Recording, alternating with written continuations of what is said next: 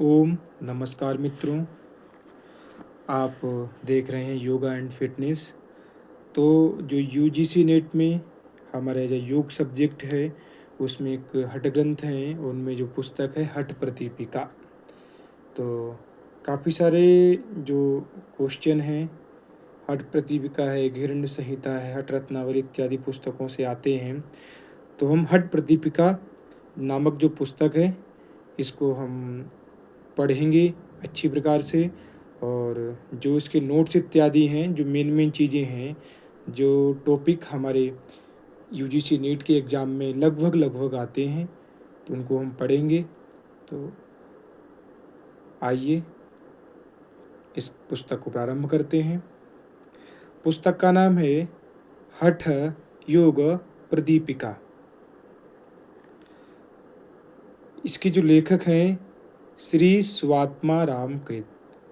जो स्वामी स्वात्मा राम हैं वह इसके लेखक हैं और ये चौखंबा से प्रकाशित है। हठ योग प्रदीपिका जो पुस्तक है इसका जो काल है वह 14वीं सदी से लेकर और 16वीं सदी के मध्य में माना जाता है। ये जो पुस्तक है स्वामी स्वात्मा राम जी ने जिसका लेखन किया है, इसका जो काल है, उत्पत्ति काल है, रचना काल है, यह 14वीं सदी से लेकर के 16वीं सदी के मध्य का माना जाता है। इस पुस्तक में लगभग 409 श्लोक हैं और जो पहला श्लोक है मैं आपको दिखाता हूँ।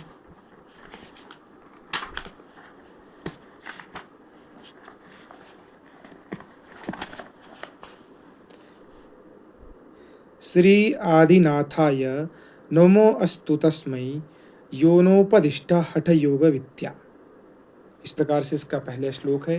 तो अधिक हम श्लोकों में ना जा करके जो मूल है संक्षेप में जो हमारे नोट्स हैं उनको पढ़ेंगे, इसके माध्यम से पढ़ेंगे कि हठ प्रदीपिका के आरंभ में स्वात्मा राम जी आदिनाथ शिव को नमस्कार करते हैं।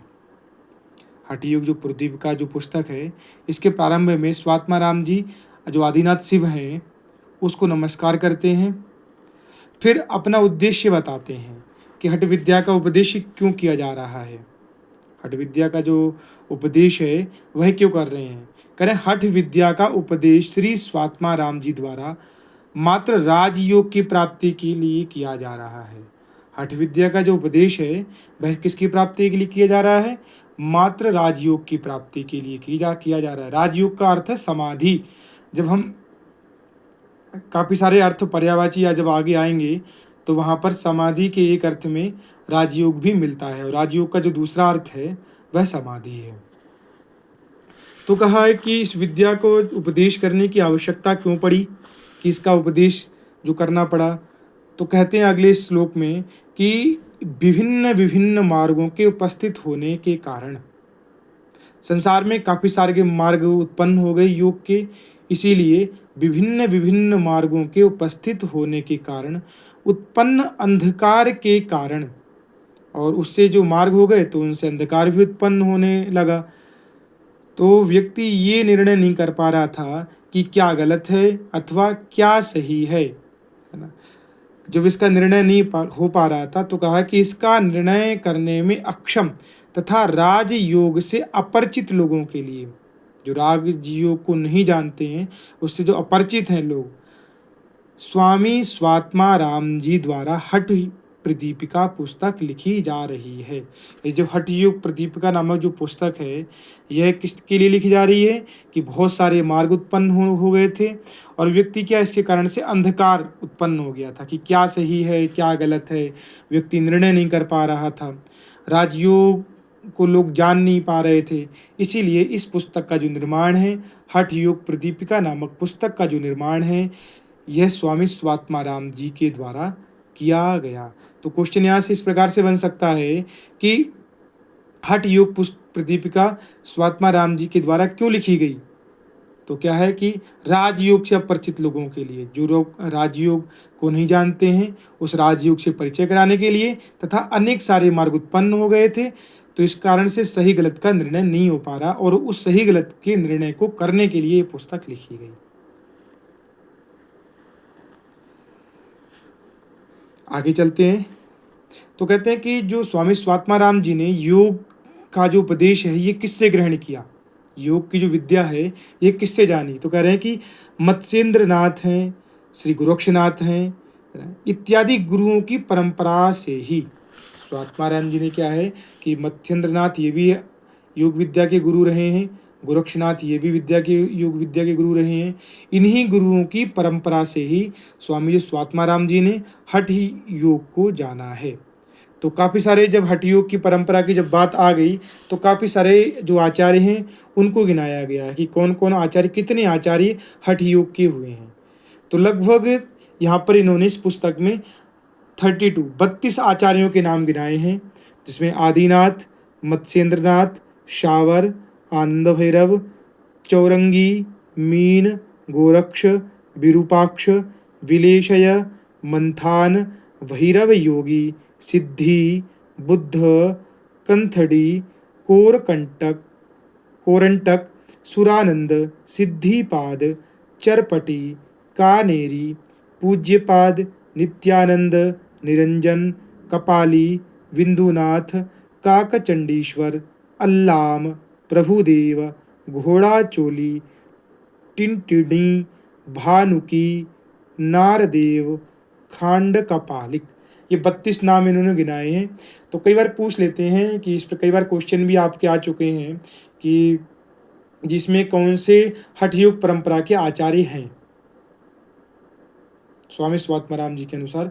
तो लगभग ये जो नाम हैं इनको ऐसे विजुअल्स रखें ताकि आप इनको समझ पाएँ, जब वहाँ पर नाम लिखे हुए हों तो आप उनको पहचान पाएँ। तो ये जो 32 नाम हैं यहाँ पर बताए हैं। तो बता रहे हैं कि हठ योग विद्या का जो महत्व बता रहे हैं आगे कि हठ योग विद्या का महत्व क्या है। 10वां श्लोक है ये, कह रहे हैं कि सभी प्रकार के दुखों से पीड़ित व्यक्तियों के सहारा के लिए आश्रय रूपी घर है। हठ योग क्या है कि जितने भी इस प्रकार के दुख से अगर पीड़ित जो व्यक्ति हैं उनके लिए क्या है, एक आश्रय रूपी घर के समान है। आश्रय रूपी घर के समान है, आश्रय रूपी मठ के समान है। वहाँ पर मठ शब्द लिखा गया है तो मठ का अर्थ वहाँ पर घर भी कहा कर दिया है व्याख्याकार ने। तो आश्रय रूपी मठ के समान है। दूसरा बताया है कि अनेक प्रकार के योग से युक्त, एक दुख वाले व्यक्ति थे। दूसरा है कि अनेक प्रकार के योग से युक्त गुरु लोगों को सहारा देने के लिए कमठ के समान है। कमठ बोलते हैं कछुए के समान है। तो ऐसे भी क्वेश्चन बन सकता है कि स्वात्माराम जी ने हठ विद्या का जो उपदेश है वह योग से युक्त लोगों के लिए किसके समान बताया है। तो कमठ शब्द भी लिखा हुआ आपको मिल सकता है भविष्य में, कछुआ भी लिखा हुआ मिल सकता है, कच्छप भी लिखा हुआ मिल सकता है। तो आपको कमठ शब्द संस्कृत का है तो आपको ये शब्द पता होना चाहिए। तो आप ये कमठ शब्द है, आप इसको याद रखें, ध्यान रखें। आगे कहा है कि हठ योग की गोपनीयता बताई कि हठ विद्या जो है वह बड़ी गोपनीय रखने वाली विद्या है और तभी इसका महत्व है। तो इसीलिए कह रहे हैं, इसके बारे में बता रहे हैं कि हठ योग के ज्ञान या अभ्यास को योगियों के द्वारा, जो हठ योग का जिनको ज्ञान है और जिसका अभ्यास करते हैं ऐसे योगियों के द्वारा इस विद्या को सावधानी पूर्वक गोपनीय रखना चाहिए। इस विद्या को कैसा करना है, गोपनीय रखना चाहिए, क्योंकि गुप्त रखने पर ही यह विद्या प्रभावशालिनी होती है। प्रभावशालिनी का वहाँ पर जो अर्थ किया गया है संस्कृत में उसको कहा वीर्यवती होती है। तो और कहा कि प्रकाशित होने पर यह प्रभावहीन निर्वीर्या हो जाती है। अगर इसको प्रकाशित सबके सामने किया जाता है या सबको अपात्र को भी बता दिया जाता है तो यह जो विद्या है ये निर्वीर्या हो जाती है। संस्कृत में एक बहुत बड़ी पुस्तक है निरुक्त, वहाँ पर एक बात आती है, वहाँ पर कहते हैं कि विद्या हावई ब्राह्मणम आ जगाम, जो विद्या थी वह ब्राह्मण के पास गई है ना, और उससे कहा कि मुझे जो आलस्य हैं, जो दूसरों में दोष निकालते हैं, ये जो निंदनीय व्यक्ति हैं, ऐसे लोगों को मत देना है ना। क्यों? क्योंकि ऐसे लोगों के पास मैं अगर चली जाऊंगी तो वह मेरा दुरुपयोग करेंगे। वही बात, उसी प्रकार की बातें यहाँ भी कही गई हैं, क्योंकि हठ विद्या का जो योग है, जो इस प्रकार की जो विद्याएं हैं ये कि गोपनीय रखने वाली विद्याएं हैं। इनका जो उपदेश है मात्र किनको देना चाहिए? जो पात्र व्यक्ति हैं। तो हमें तो बस यही जो उसमें लिखा हुआ है, इन शब्दों पे हमें ध्यान देना है कि क्या है कि यह विद्या जब हम इसको गुप्त रखते हैं तो कैसी होती है? वीर्यवती होती है, और जब यह प्रकाशित कर देते हैं तो यह निर्वीर्य वाली हो जाती है। ठीक है। फिर आगे कहा है कि जहाँ पर हम इसका अभ्यास करें इस विद्या का, वह स्थान कैसा होना चाहिए? तो बोले मठ के लक्षण। ये श्लोक नंबर जो वहाँ पर बताया है, ये पहला ही अध्याय चल रहा है हमारा।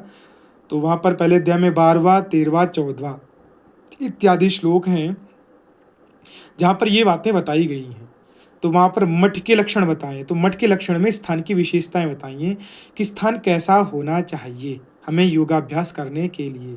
तो कहा है कि सुराज्य होना चाहिए। सबसे पहली बात क्या है कि राज्य कैसा हो? अच्छा हो, धार्मिक हो, धर्म को मानने वाले लोग रहते हों, सुभिक्ष हो, अच्छे प्रकार से भिक्षा मिल जाती हो, भिक्षा मिलने में कोई दिक्कत नहीं आती हो, और निरुपद्रव, किसी भी प्रकार से कोई भी प्रकार का उपद्रव वहाँ पर नहीं होता हो। ये चार चीज़ें हैं, क्रम से आप याद रखें कि सुराज्य हो, धार्मिक हो, सुभिक्ष हो और निरुपद्रव हो। ये चार चीज़ें इस स्थान की विशेषताओं में बताई गई हैं कि ये चार चीज़ें स्थान की विशेषताओं में होनी चाहिए। फिर कहा कि कुटिया कैसी होनी चाहिए?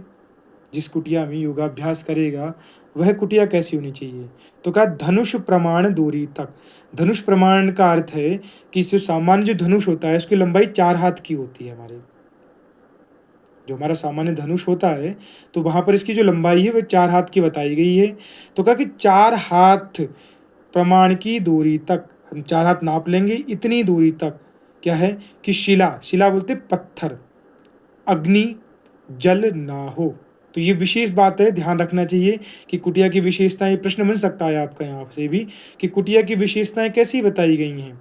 तो आपको वहाँ पर बताना है कि 4 हाथ प्रमाण दूरी तक, धनुष प्रमाण दूरी तक शिला, अग्नि, जल ना हो। ये क्या क्या नहीं होना, इस पर ध्यान देना है। शिला पे ध्यान देना है, अग्नि है और जल, 3 चीज़ों को मना किया है। ये आपको याद होना चाहिए, शिला, अग्नि और जल, इन चीज़ों का मना किया गया है। फिर क्या कहा गया है कि जो कुटिया हो वह कहो एकांत स्थान पर स्थित हो। एकांत स्थान हो, बहुत शोर शराबा वाला स्थान ना हो। फिर आगे कहा है कि अल्पद्वार हो, जो उसका प्रवेश द्वार हो वह क्या है, छोटा हो, बहुत बड़ा ना हो। फिर कहा है क्योंकि अगर द्वार बड़ा होगा तो कोई भी हिंसक जानवर भी प्रवेश कर सकता है उसके अंदर, तो बड़ा कोई उसके अंदर द्वार ना हो। फिर आगे कहा है कोई छिद्र, बिल मतलब चूहे इत्यादियों के बिल ना हो, कोई छेद ना हो कीड़े मकोड़ों के। फिर कहा अधिक ऊंचा नीचा या चौड़ा ना हो, कि ज़्यादा ऊंचा ना हो, ज़्यादा नीचा ना हो, है ना, ज़्यादा चौड़ा ना हो, इस प्रकार से ना हो। गाढ़े गोबर से अच्छी प्रकार से लिपा हुआ हो। गाय का जो गोबर है वो क्या गाढ़ा गाढ़ा लेकर के अच्छी प्रकार से लिपा हुआ हो। पूरी तरह से मल रहित हो। मल रहित का अर्थ है स्वच्छ हो, गंदगी ना हो बिल्कुल भी वहाँ पर। प्रकाश सभी प्रकार के जंतुओं से रहित हो, किसी भी प्रकार का कोई भी जंतु वहाँ पर ना हो। कुटिया के बाहर मंडप हो, वेदी हो तथा कुआं हो। क्या क्या हो? मंडप हो, वेदी हो, कुआं हो, और चारों ओर दीवार से घिरा हुआ हो। इतनी चीज़ें आपकी बताई गई हैं और ये चीज़ें आती भी हैं कि क्या क्या स्वात्मा राम जी ने कुटिया कैसे स्थान पर होनी चाहिए, कुटिया अंदर क्या क्या होना चाहिए कुटिया के अंदर। तो ये चीज़ें आपको एकांत स्थान पर हो, अल्प द्वार हो, छिद्र बिल ना हो, अधिक ऊंचा नीचा ना हो, गाढ़े गोबर से लिपा हो, मल रहित हो, सभी प्रकार के जंतुओं से रहित हो। कुटिया के बाहर मंडप, वेदी तथा कुआं हो। 3 चीज़ ध्यान रखना, मंडप, वेदी तथा कुआं, और चारों ओर दीवार से घिरा हुआ होना चाहिए। ये विशेषताएं बता दी। अब इनके बाद कहा है जब इतनी चीज़ें हो गई, मठ के लक्षण हो गए, कुटिया की विशेषताएं होगी, तो कहा कि योगाभ्यास में सफलता के बाधक और साधक तत्व, कि अगर आपको योगाभ्यास में सफलता पानी है तो क्या क्या बाधक तत्व हो सकते हैं, क्या क्या चीज़ें आपको छोड़नी है और क्या क्या चीज़ें आपको अपनानी है। ये बहुत मोस्ट इम्पोर्टेंट चीज़ें हैं, आपको याद होनी चाहिए क्रम से, और इनका क्रम बहुत ज़रूरी है क्योंकि आजकल जो कुछ प्रश्न आते हैं उनमें क्या है कि क्रम पूछने लग गए हैं अधिकतर। तो ये हमें याद तो करनी है पर इनको का क्रम भी याद होना चाहिए, है ना।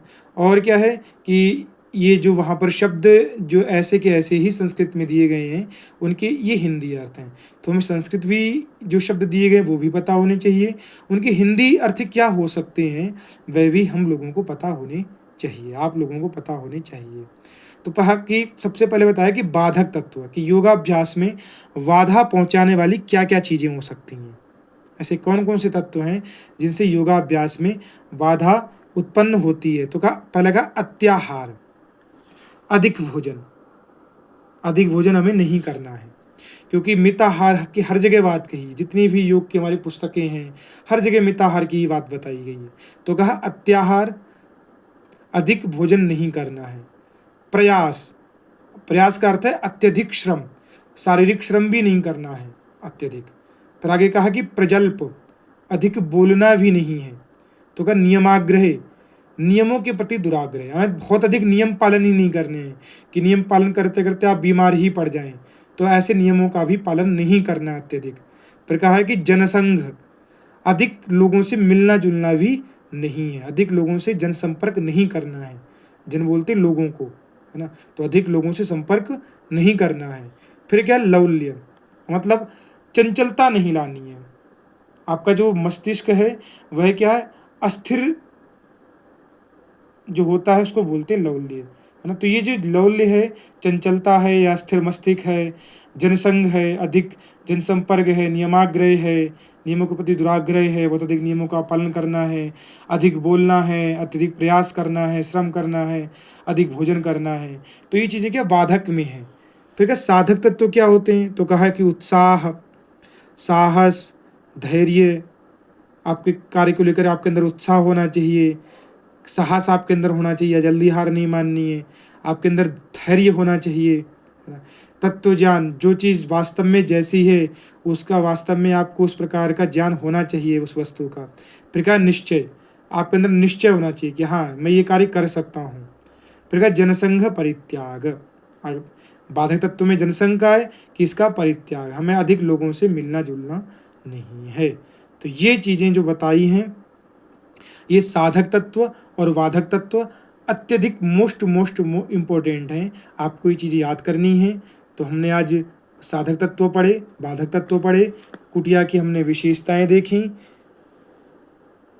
मठ के लक्षण पढ़े, हठ योग की उपयोगिता पढ़ी हमने, हठ योग के महत्व को जाना, हठ योग की परंपरा के आचार्यों को जाना, और इस विद्या का उपदेश स्वात्माराम जी ने क्यों किया है इसको जाना, श्लोक संख्या जानी और इसका काल जाना। तो आज की क्लास में हम इतना ही रखते हैं। धन्यवाद। इत्युम सम। आगे की क्लास फिर आगे देखेंगे।